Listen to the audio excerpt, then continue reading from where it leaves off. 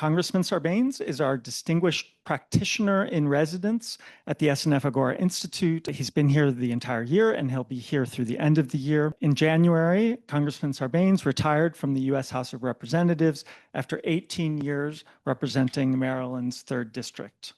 While in Congress, Congressman Sarbanes served on the Energy and Commerce Committee, and his extensive legislative contributions included work on H.R. 1, the Freedom to Vote Act, a suite of reforms designed to protect the right to vote and build resilient trust in our democracy.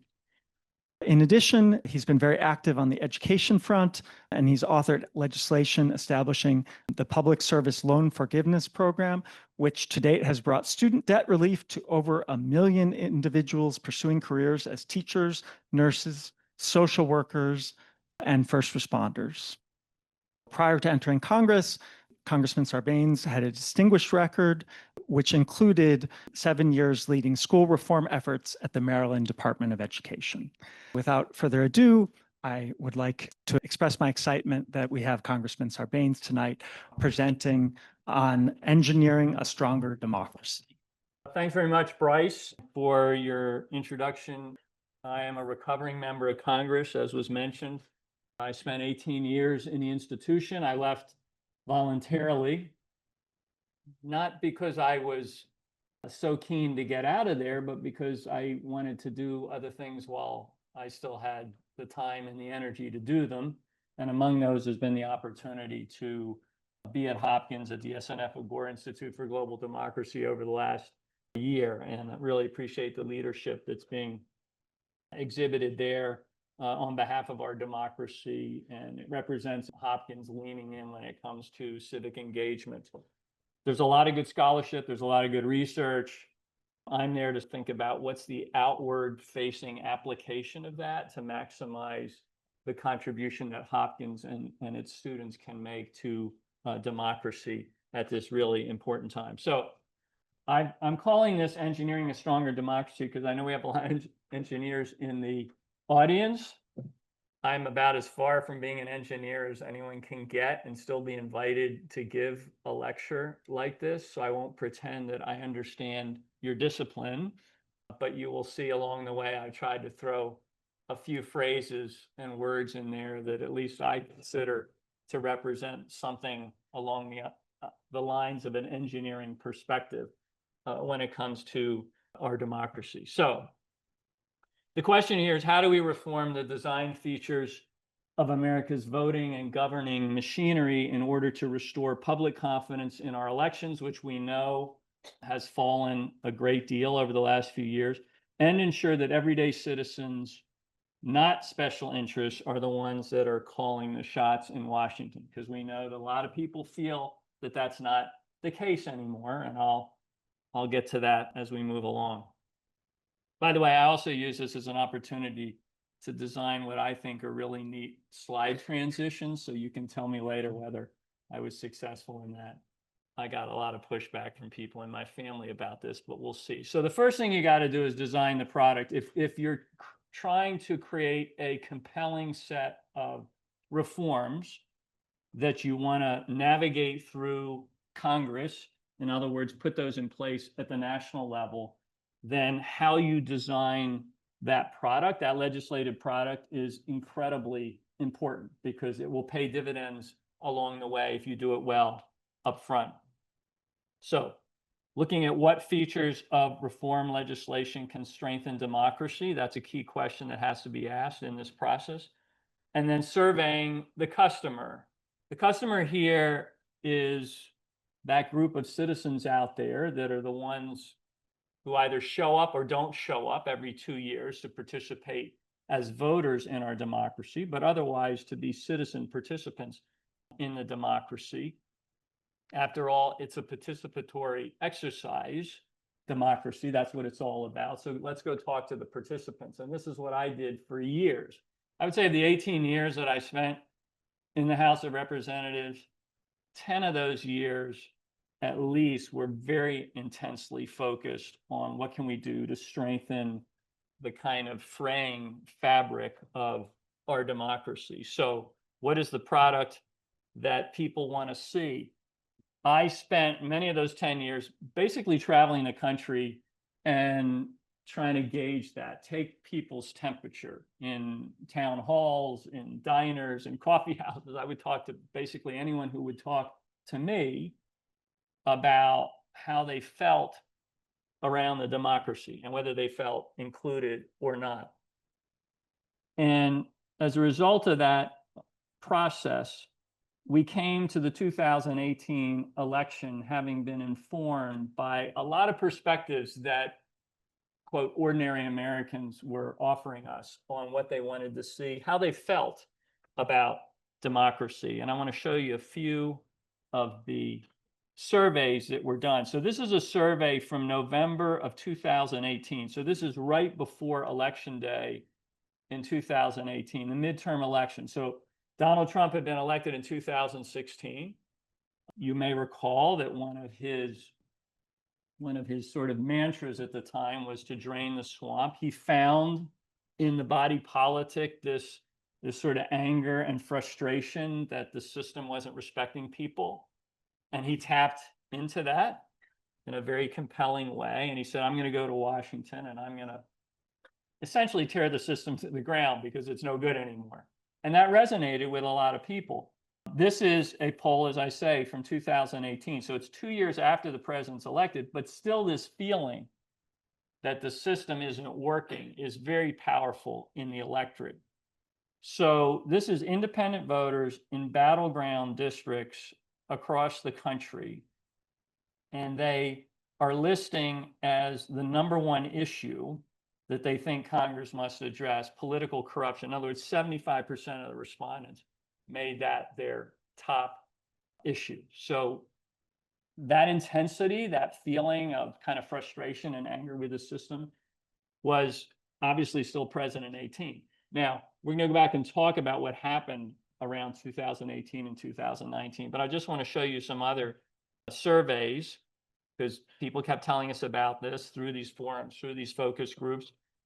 So this is one from July of 2023. And the issue here is which category of people or individuals or interests have the most influence or have influence over the way Congress operates, public policy gets made. So people in their districts, the survey respondents here said only 9% of people in their districts have too much influence. 70% have too little. Large employers, 61% have too much influence over how Congress operates. Lobbyists and special interest groups, 73% have too much influence. And people who donate a lot of money to political campaigns, fully 80% of the public thought that that group of influencers had too much power when it comes to how Congress operates. Here's another one. How serious of a problem is corruption? So this was taken in January of this year. So again, this sentiment is not going anywhere. It persists day in, day out. If you look at, again, different categories, which of these groups do you think have a very serious or somewhat serious problem with corruption? And members of Congress is at the top of the list. If you take those two categories, you put them together, fully 80% of these survey respondents felt that Congress has either very or somewhat serious problem with corruption. And then here's the last one, and this was taken in April of this year.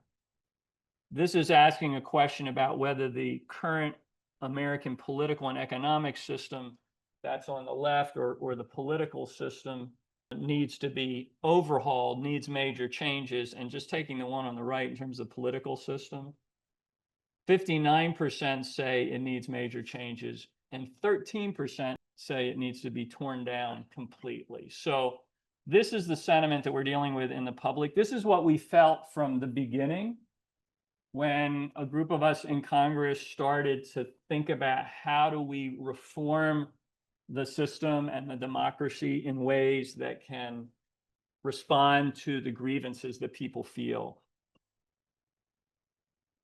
This is the bottom line. I've said it now a couple of different ways, but Americans are frustrated at the state of democracy. They're convinced the political system and the policy systems that flow from that, because it's not just about the elections, it's about what we do when we get in there to make policy after the election. Arguably, that's the most frustrating part of this equation, is people want to see the change, and then it doesn't happen because of the influence that is exercised there. So people are convinced the system is rigged against them, against the average family. And in my estimation, they're right about that. I mean, I studied this for years and years. It's not a secret. There are big problems. There are structural influences and interests that weigh in and basically lean against what the public wants to see on any given day.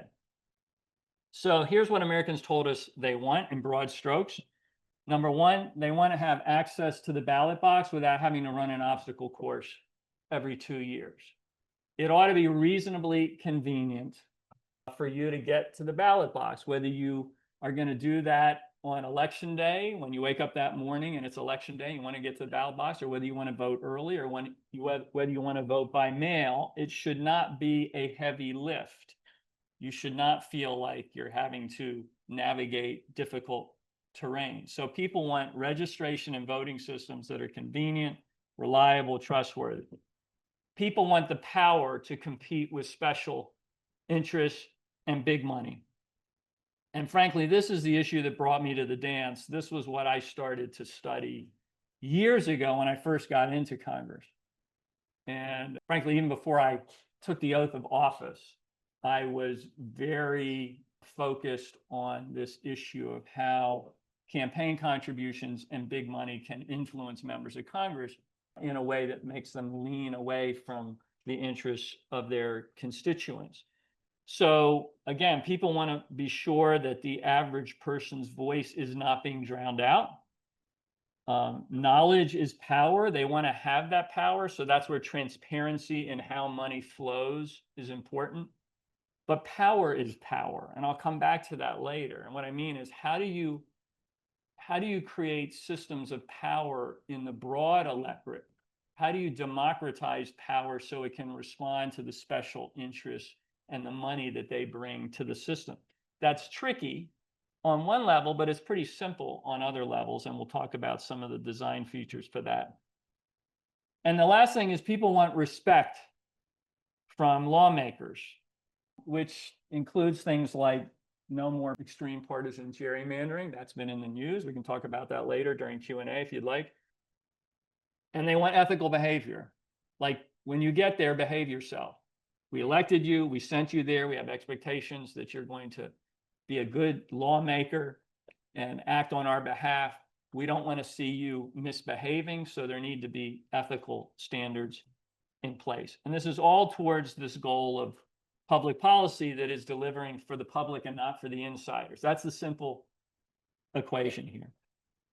So we designed and we built legislation that had all of the necessary elements that we thought would make it durable, sustainable, that it would kind of carry it through both chambers, the House of Representatives and the Senate. And those included some of these features. So the design feature number one was we made the legislation comprehensive and interlocking. What do I mean by that?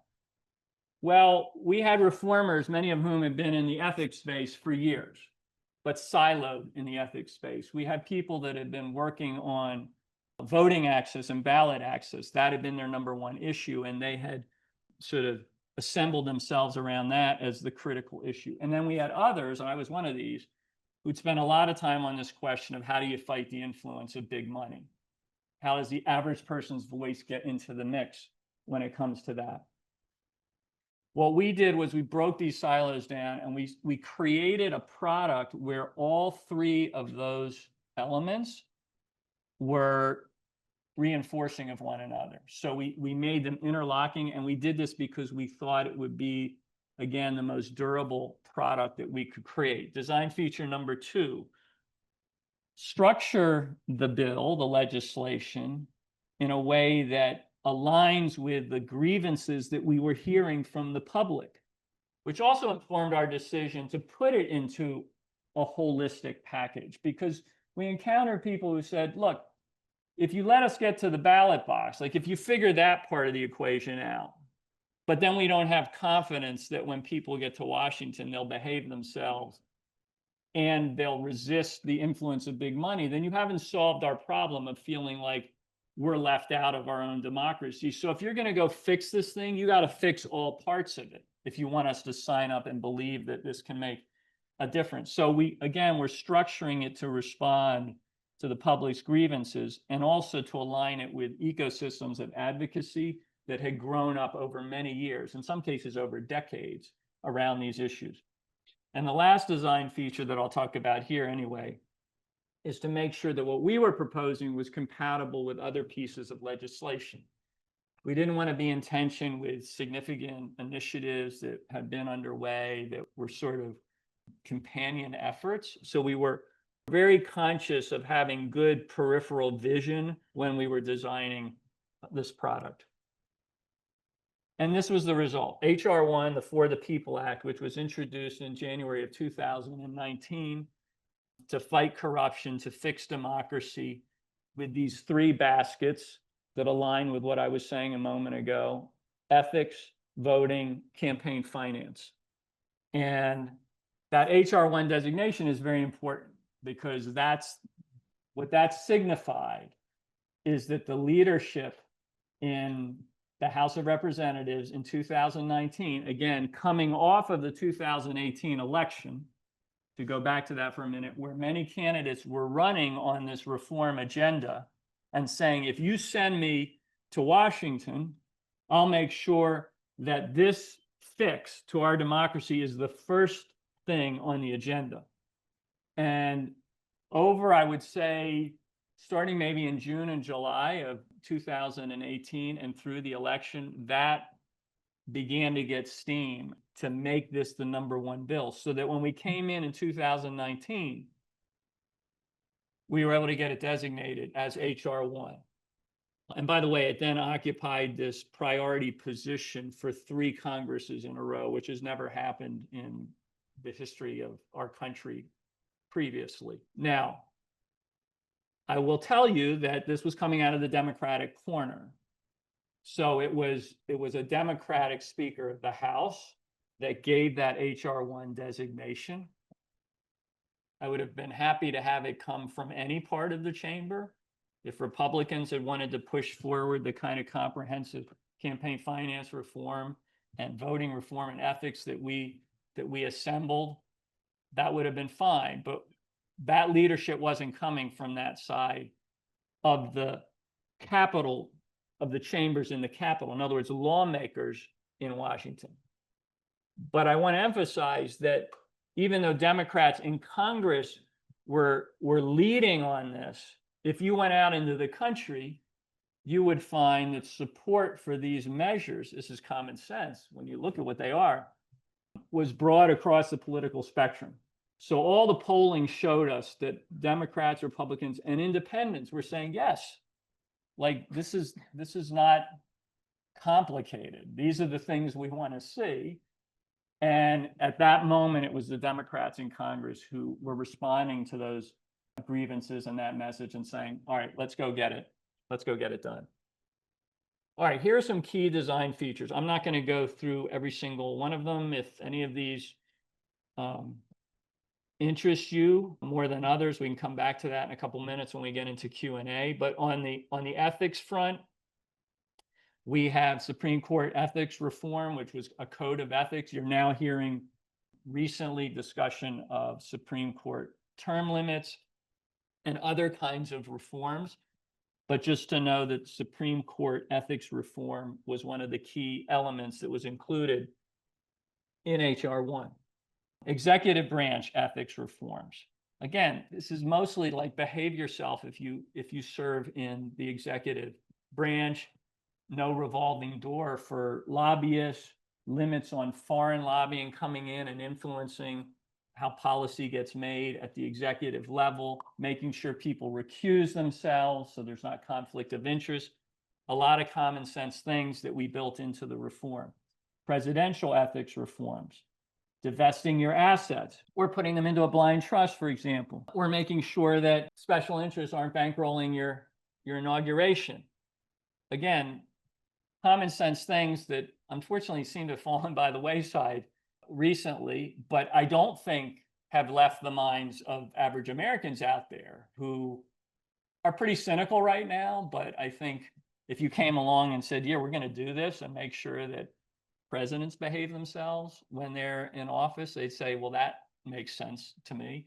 And then a whole set of congressional ethics reforms as well, because we realize that we need to police our own behavior too if we're going to have credibility. So that's what we did in the ethics space. On the voting front, there was a whole set of reforms. And these included automatic voter registration, same-day registration, no excuse vote by mail, early voting, redistricting reform, restoration of voting rights after time served, etc., nationwide reforms to combat voter suppression, and then a whole bunch of election security things. Again, common sense, paper ballot adoption. So there's a paper record of the vote that you've taken, audits that get done after elections are over to make sure you look at what was weak, what was strong, and you fix that going forward, and other kinds of infrastructure reforms. I want to highlight three here just for conversation purposes, because I think they're interesting because they have these design features to them. And I hope what I'm communicating is the way we built this and the way we designed it was very intentional around the structure, because we understood that this is what would advance these particular efforts and features. So automatic voter registration. We had to decide, are we going to have upfront opt-out or back-end opt-out? So what's that? So upfront opt-out is you go to the DMV and you give them all the information they need to issue your driver's license. It happens to be the same information that is needed to register you as a voter. So the DMV says to you, you will be automatically registered as a voter right now from this day forward, unless you opt out, unless you tell us now you want to opt out. So that's called front end or upfront opt out. Back end opt out works a little bit differently. You go in, you get your driver's license, you are automatically registered, and then later you are sent a postcard asking you if you don't want to be registered, if you want to opt out of that. So these are two very different ways of approaching it, and different states did it different ways, and we had to kind of figure out what is the best design element for us. In the initial draft, but it was subject to a lot of discussion, we went with the upfront opt-out, in part because there was some anxiety that the back-end opt-out could be more susceptible to fraud, or that people might inadvertently get registered without necessarily being eligible for that. But I wanted to point you to this because this is an example of a very specific design feature among many that were embedded in the bill that we had long discussions about, that we had meetings, repeated meetings with advocates and others out in the country, with secretaries of state who administer these systems to try to figure out what's the best way to do this. Here's another one. Redistricting. If you want to solve this problem where people feel like politicians are choosing their voters instead of voters choosing the politicians, right? That's the general presentation or narrative that you hear from people. How do you do that? Do you set up independent commissions? Or do you set up a series of criteria that are going to determine whether a district is drawn fairly or not drawn fairly? Again, we went back and forth. One early version put in independent commissions as being the way to solve this problem. But what happened is over time, we saw that some of these independent commissions actually got hijacked politically, and they weren't so independent. So then we shifted the design to say, why don't we just have objective, statistically based criteria that determine whether the district lines being drawn in any particular state are being drawn fairly and fairly represent the kind of political profile of that state or whether it leans too far in one direction or the other. And then here's a third one, which is really interesting.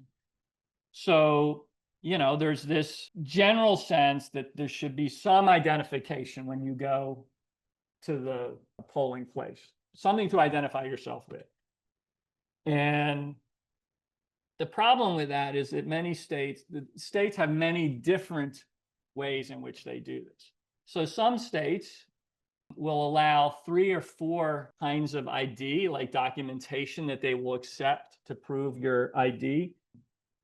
The typical impact of that is that a lot of people can't prove their ID because it's a very limited set of documents that you can present when you show up.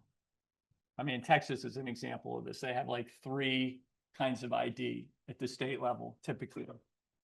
So we knew we needed to put some kind of voter ID requirement in because it's hard to defend not having that at all.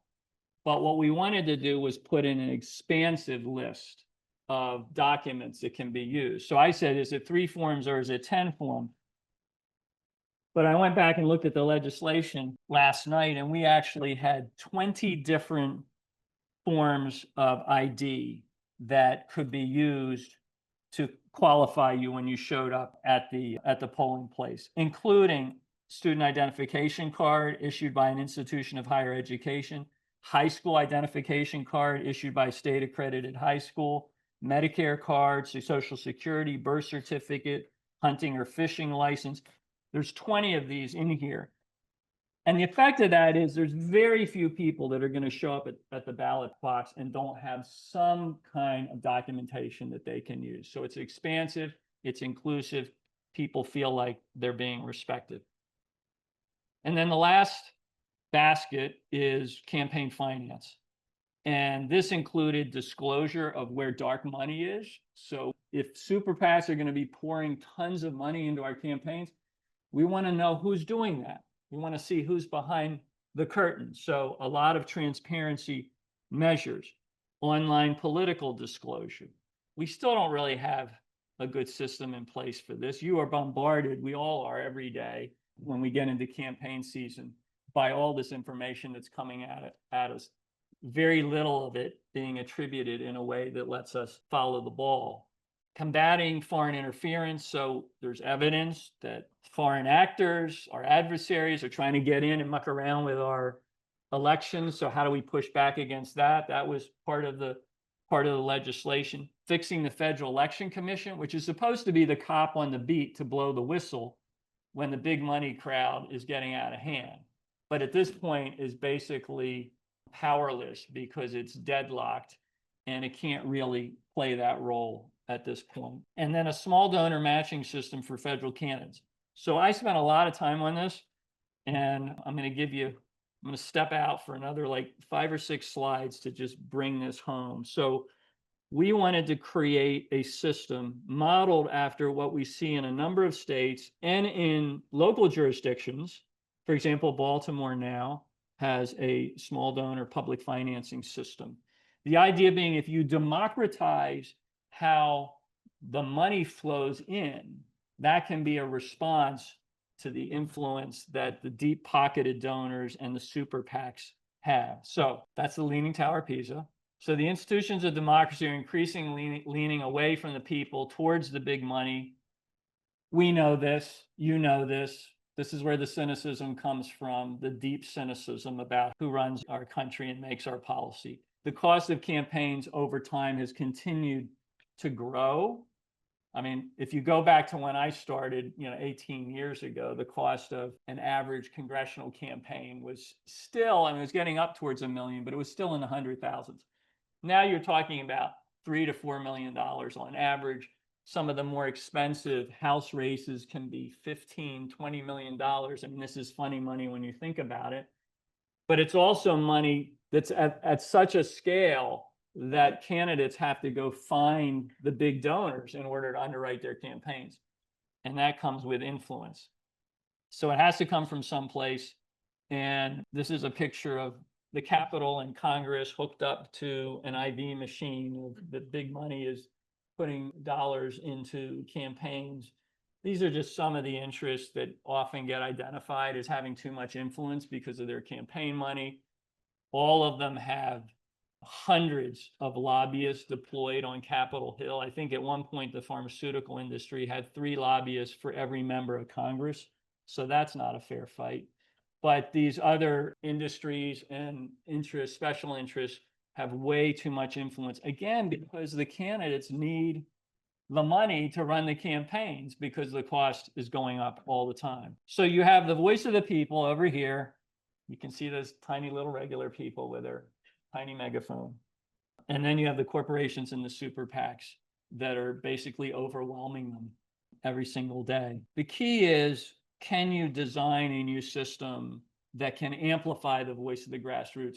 And we created a system modeled after New York City, actually, and some other places, where for every dollar that came from a grassroots donor, a small donor, there would be a 6-to-1 match out of a fund. At the federal level, we actually created a fund. The proposal was to create that fund by taking money from settlements that big corporate lawbreakers and tax cheats entered into with the US government and putting it into what we call the Freedom from Influence Fund. But the point is, it'd be a 6-to-1 match when you gave to a candidate who agreed to behave a certain way. Like, I'm not going to take super PAC money, or I'm not going to take PAC money anymore. I'm going to limit my high donations. And in return, I get to participate in this small donor matching system. So now, with that match, the people's voice begins to compete with the big donors.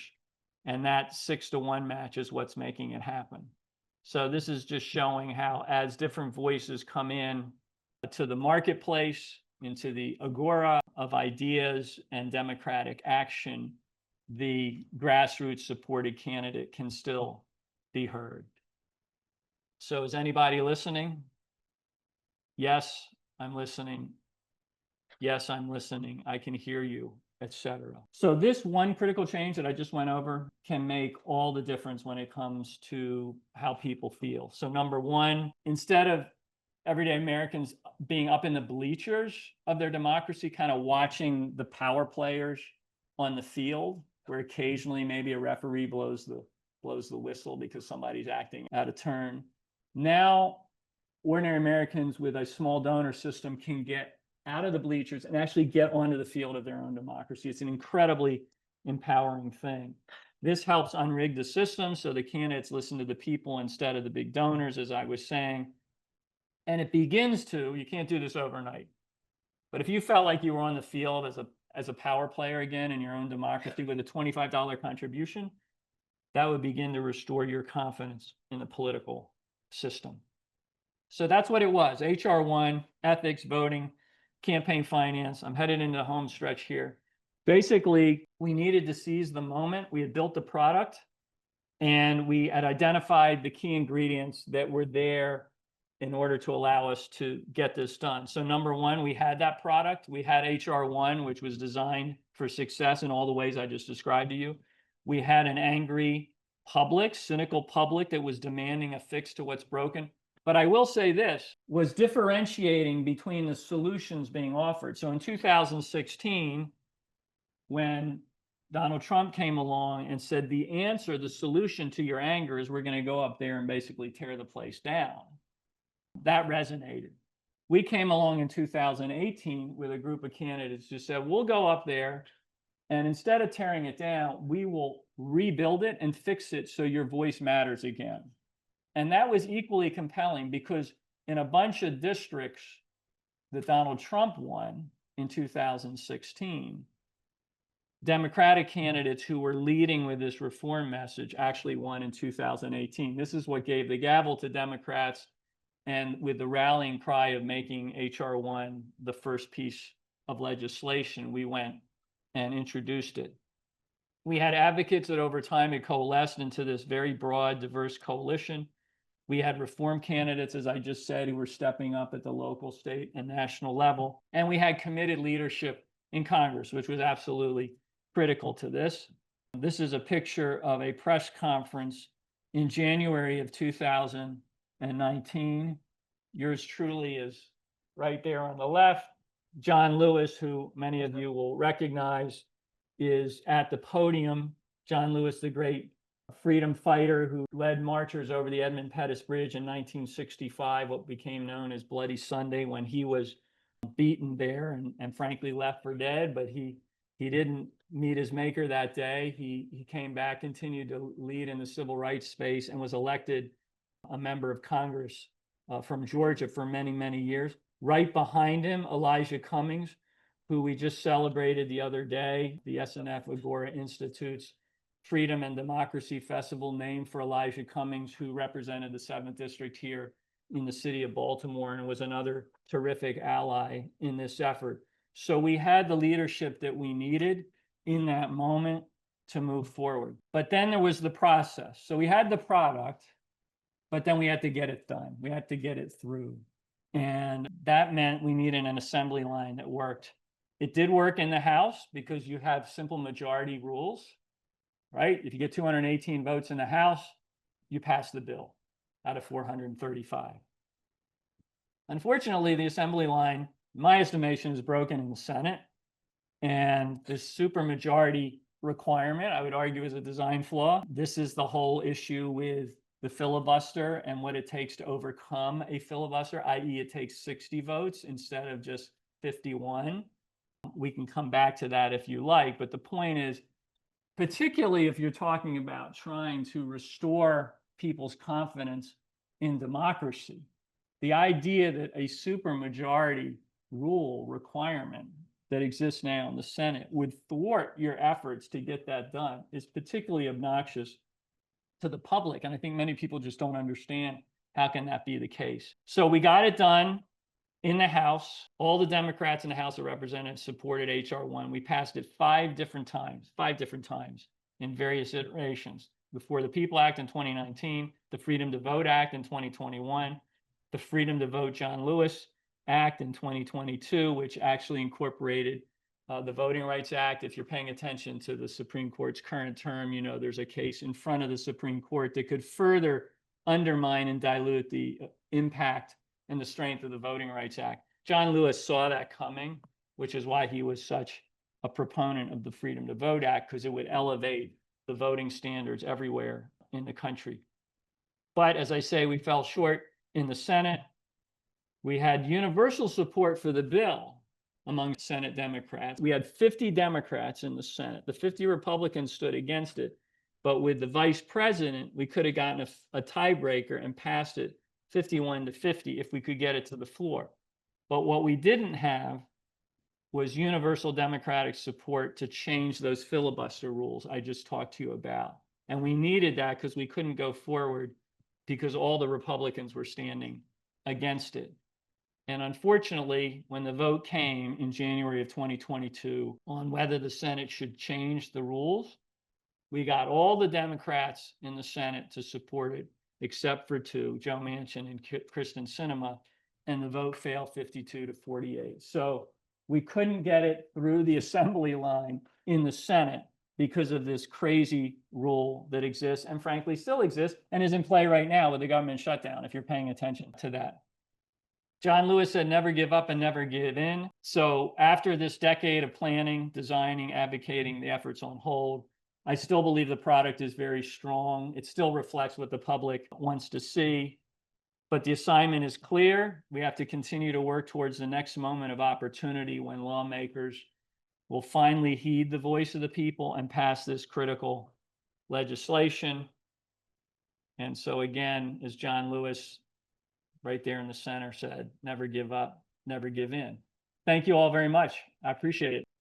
Still do some Q&A. Yeah, we can do a couple questions for sure. We've got some time to do Q&A and I'll run around the room if you want to raise your hand. Oh, that made it easy. Thanks. Thank you so much for your time, first of all. I really enjoyed your presentation a lot today. So AI is something that is so prevalent within our society, but also has many negative ramifications within the realm of policy, such as deepfakes and quote-unquote fake news that have been dubbed the liar's dividend. How do we balance this negative phenomena with free speech in a congressional context? Yeah, great question. And, you know, we know there's great advances for the good that are being made by AI, but we also know it comes with huge risk. I'm particularly anxious about it in the space of our elections, because in order to make good decisions when you go to the polls, you have to have good information. And there's so much misinformation and disinformation being distributed. And AI is just refining the toolkit that allows people to spread that kind of thing in a very insidious way. It's a cat and mouse game. It's always been a cat and mouse game when it comes to information, television commercials, now commercials that come through social media or advertisements and so forth. So creating accountability there, which was one of the elements that we put into the bill, although at the time we did it, AI certainly hadn't migrated to the place it is now, is absolutely critical. You know, I struggle to identify what the right expectation is or balance is between what we as a society through our institutions offer the voters to equip them well to show up every election at the ballot box, and what the voters themselves have responsibility to do. And I think in the face of AI, deep fake, you know, all of this information that's pouring into you across your phones, your devices, your computers, and so forth, figuring out what you consider to be a trusted, relatively independent source of information is, particularly when it comes time for elections, is really, really important. And I think as citizens in what is still a free society by certain measures, have a responsibility to step up and do that. Thank you for your time. In this age of political gerrymandering as being used as a political tool on both sides of the aisle, especially in these quite tumultuous times, how are we as citizens supposed to fight against this and make sure that our votes still matter, even when it's used as a tool by these politicians?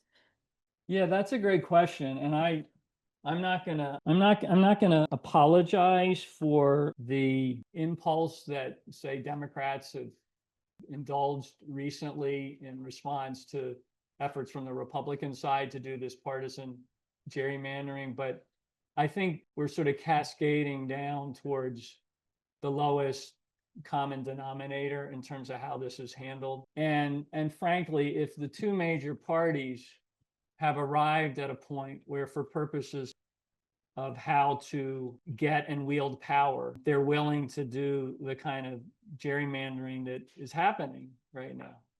And I can say this now because I'm not there anymore. Then it actually does come back to citizens to take this into their own hands, and beginning at the state level to insist that there's a different way of drawing these districts and beginning to model that, and also to not leave it alone as a rallying cry. One of the things that resonated across the political spectrum, whether it was Republicans, independents, and Democrats, was this feeling that politicians determining how to carve up districts in ways that furthered their own interests rather than respected the people and the public. That was something that really got people angry, and it continues to get them angry. It feeds their cynicism to see politicians and lawmakers kind of racing ahead in that direction, which I think is the wrong direction. But I do believe that there's recourse in sort of citizen movements on that. And if you look at some of the states around the country, they were able to establish different procedures in the face of a lot of insider influence, and prevailed. And they did that coming from both sides of the aisle. So I'd encourage that to still be kind of the game plan going forward. Other questions? Once again, thank you, and great to get to hear you speak again. As someone who lives in the swing state, I'm from Georgia. You know, last cycle we were bombarded by both presidential and Senate candidates, both sides. Basically 100% of TV ad space and social media and radio ad space was all bought up by them for their ads. So with your 6 times small donor and grassroots matching campaign, while I can see how that would rebalance the power in terms of the grassroots donors versus the large donors, I'd also think it would have the unintended consequence of massively inflating the overall campaign expenditures. So what would be the remedies that this isn't just massively inflationary and a subsidy towards cable networks and consultants? It's a great question. First of all, part of the design, there's many elements to this design that we built in, was to put a cap on how much matching funds a candidate could could get. So it wouldn't be an unlimited thing, because we did recognize that there needed to be some fiscal constraints here. We also understood from the data and from the outcomes of elections that it wasn't necessary for a candidate to win. It was not necessary for them to have as much money as their opponent had.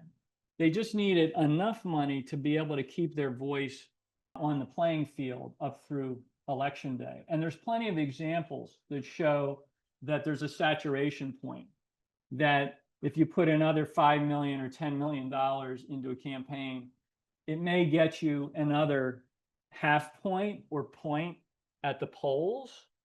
But if you have a democratized system of raising the money that is engaging citizens, and I did an experiment in my own campaign where we looked at this. I tried to create in my own campaign a matching system to see how it would make me behave. So I was going to house parties that suddenly got converted into small donor parties, where I was asking people for $25.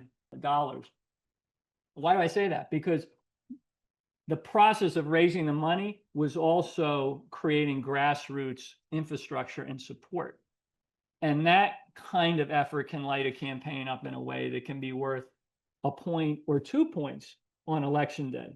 So it's the combination of the dollars that you generate, which can be enough to keep your voice out there and compete, plus the organizing effect it has when you're reaching out to small donors, everyday citizens, and asking them to step in to your campaign, that can make the difference in elections. And the last thing I want to say, because the other thing people say is, well, doesn't this just reward the people that light their hair on fire? Because they're the ones that are going to get all these small donations, and they're on the extremes, and why would we want to further elevate them? Fact of the matter is, those people are going to get those small donations pouring in anyway. The problem you have is that a lot of the lawmakers that frankly you would want to have be in Washington, because they're actually thoughtful people, they're not lighting their hair on fire, they want to make good policy on behalf of the people.